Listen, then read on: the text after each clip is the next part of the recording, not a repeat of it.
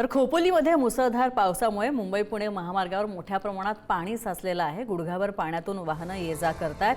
वाहतूक सुरळीत ठेवण्यासाठी पोलीस प्रशासन आणि नगरपालिकेचे कर्मचारी घटनास्थळी नियोजन करतात, बारकाईने परिस्थितीवर लक्ष ठेवतात। गेल्या वर्षी सुद्धा याच ठिकाणी अशीच परिस्थिती निर्माण झाली होती आणि यंदा सुद्धा योग्य उपाययोजना न झाल्याने पुन्हा पाणी साचलेलं आहे असा आरोप स्थानिक नागरिक करतात, रहिवासी करतात।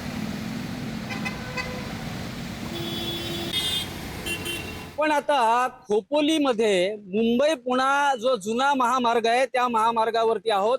सकाळपासूनच जी काही पावसाची संततधार आहे, प्रचंड असा पाऊस खोपोलीमध्ये पडतोय आणि त्याचाच फटका या महामार्गाला बसलेला दिसतोय। आपण पाहू शकाल बाजूला की या महामार्गावरती जी पुण्याकडे जाणारी लेन आहे, ही लेन संपूर्णपणे पाण्याखाली गेलेली आहे। अगदी गुडघाभर पाणी हे या महामार्गावरती जमलेलं दिसतंय।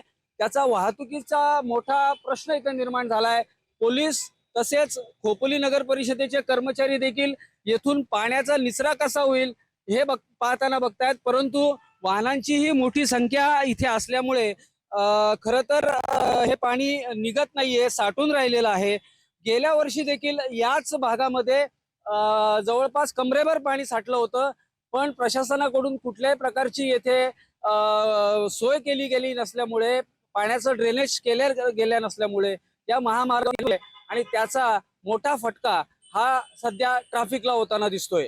प्रवीण जाधव, पुढारी न्यूज, खोपोली, रायगड।